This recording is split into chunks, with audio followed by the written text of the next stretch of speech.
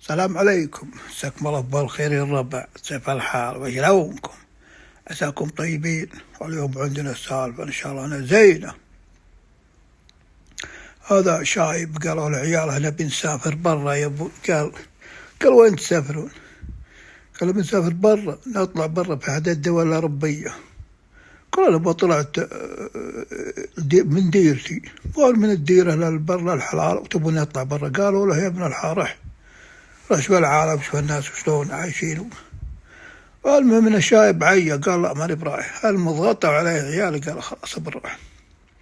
اللهم يتلونها ويحجزون لأحد الدول الأوروبية ويطيرونها الطيارة وماشيين. وصلوا لها الديرة، سكنوا لهم بهالفندق، حجزوا لهم أسبوع. أي والله جاء اليوم الأول وراحوا يتمشون، خذوا لهم سيارة قاموا يتمشون في الديرة. والشايب قال أنها زينة وأعجب فيها. جاء اليوم الأول واليوم الثاني واليوم الثالث، طلعوا من الفندق يبي يركبون السيارة. قال الولد وش رايك يا أبوي تسوق ما دامك جيت لهالديرة؟ قال لا أنا خايف إني أسوق، أخاف إذا سقت يجي علي شيء ولا شيء. خلوكوا لا سوقوا أنتم. المهم ضغطوا عليه، قال خلاص الله يركب السيارة ويشغلها على الصبح بدري يروحون يتمشون، ولا يسمع الصجة ولا الجة في داخل الكبوت. طق طق طق طق طق والله ما يدري يسكر السيارة. قالوا وش السالفة؟ روحوا شوفوا وش السالفة.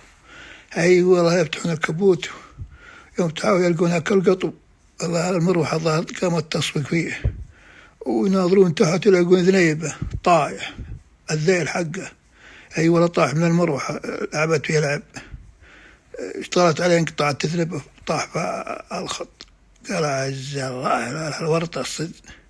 الشايب قال وش السالفة؟ قال والله هذا قطو جاي راقد من ذابح البرد أو جلس في الكبوت. يوم شغلت السيارة ويزرط ذنبه، المروحة زرطت ذنبه، لعبت فيه لعب، الذيل حقه يطيح. قوم هذه والله الورطة. يقول الشايب وش السوا؟ قال دوروا لنا عصا ولا شيء نبي نشيلها القطو أساس إنها ينزل تحت ويروح. الله يدورون لهم عصا ويحذر فيه، يلعبون فيه، يطقون فيه ولا شوي لها كالسيارة اللي وقفت. سلام عليكم السلام. ما يدري وش يقولوا، ولا واحد من العيال يعرف انجليزي. قالوا مش السالفة؟ اللي هو سيارتي هي سيارة شرطة مرت منها كالطريق. اي والله.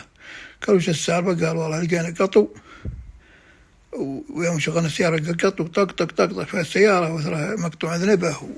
اي والله. قال ابو وش السالفة انتم وش تسوون؟ قال والله قمنا على الصبح شغلنا السيارة، ذاك الصجة ولا جه داخل كبوت وطلع قطو متوزي، والمروحة لعبت فيه وقطعت ذيله، قطعت ذنبه.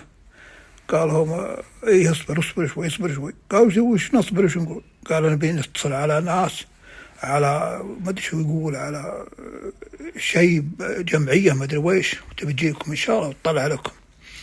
المهم واخذ بياناتنا واخذ الرخصة واخذ أشياء ثبوتية للسيارة. ولنا يقول للشايب يقول الحين ما عاد نقدر نطلع. يقول أي والله. يقول شوي ما امدانا 5 دقائق ولا جتك السيارة. سلام عليكم السلام. وش فيه؟ قال والله بعد شغلنا على الصبح ولا كالصجة ولا جه في السيارة. طق طق طق طلع القطو. قال خير إن شاء الله خير. هم يجيبون عدتهم ويحاولون في القطو لين أشوى، يمسكون القطو طلعوه. يقول الحمد لله طلعناه، فيه كسور وفيه بلاوي فيه بلا وجلع. يقول المهم يأخذون يحطونه فيها الكريتين ويأخذون ذيله يحطونه جنبه وما ادري وش يقولون، ويقولون كلام ما ادري وش. قالوا الحقونا. قال والله ما احنا نروح نتمشى. قال خاطر تمشى روح، ولكن لا لازم ما خلص اليوم ولا انتم عندنا. اعطونا العنوان. يقول اشوى. نحن تمشينا يوم جاءت النهار ونجيهم. يوم جيناهم قال انتم راعين القطوة اللي في الكبوت اللي اليوم الصبح. قالوا يحنا. قالوا هالقطو والله متكسر وحالته حاله مغمى عليه وذنيبه مقطوع عليه والذيل وحول ما يموت، لكن الحين عطونا فلوس. كش نعطيكم فلوس ويش؟ قال حنا طلعنا لكم القطو ما طلعناه ببلاش، طلعنا بفلوس. اي والله هو سوينا العمليه ورجعنا ذنيبه ذيله له. يقول الحمد لله اشوى ذنيبه ما جاه الا كل خير. قال كم نعطيهم؟ قال اعطونا $100. $100 يعني $100 حوالي 400 ريال كل عشان ترجعون ذنيبه فيه. قال ايه هذا قطو ما يعرف. لا رجعنا ذنيبه له ان شاء الله والحين طيب ان شاء الله. لكن يبغى له يقول يبغى له عملية من الكسر لازم جبره ونومه بالمستشفى. يجي لنا 3 أيام 4 أيام لين يجبر إن شاء الله. القطاوة تعرفون إنها تجبر على طول. قلنا وش المطلوب؟ قال أعطونا $1000. عميكم $1000؟ قالوا إيه $1000 عشان العملية حقت القطو. يقول الشايب يترجم يقول وين $1000 يعني حوالي 4000 ريال. هو وياهم قالوا ما دام من القطو في حاله يعني في حاله خلاص ما عاد. اي والله قال بدا ما حالته وجابونا $1000 منا ولا منا دبروها. قال والله ما هنا حل ما بيحل لازم تدفع. يقول ضغطنا عليه يقول شوي لا اتصل عليهم بس على المستشفى. قالوا وش صار على القط ولا لو؟ قالوا له والله القطو خلاص في حالة نيرثالة مسكين خلاص ما في أمل بالحياة. لكن نبي نعطيه إبرة $100 لازم يجيبونها لنا. قال وش الإبرة هذه؟ قال الإبرة هذه يسمونها إبرة وش يسمونها؟ أيوة إبرة الرحمة.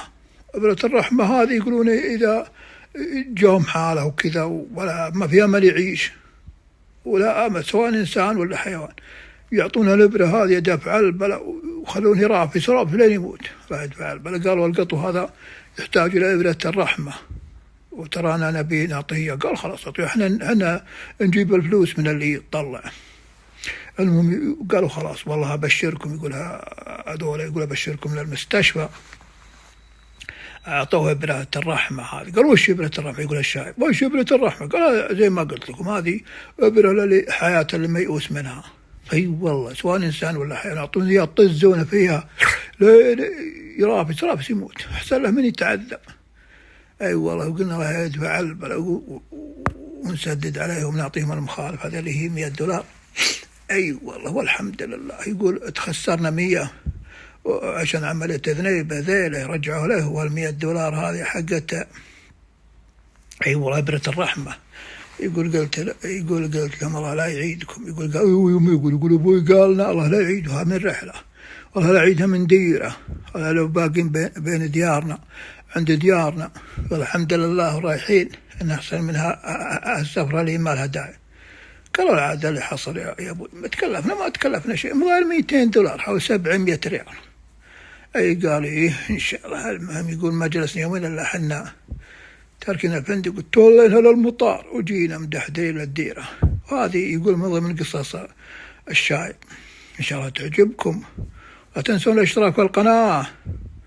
اي والله واليوم انا ابقى لكم قريبة الحب اقول اللايك لا تنسون منه والاشتراك في القناة. والسلام عليكم.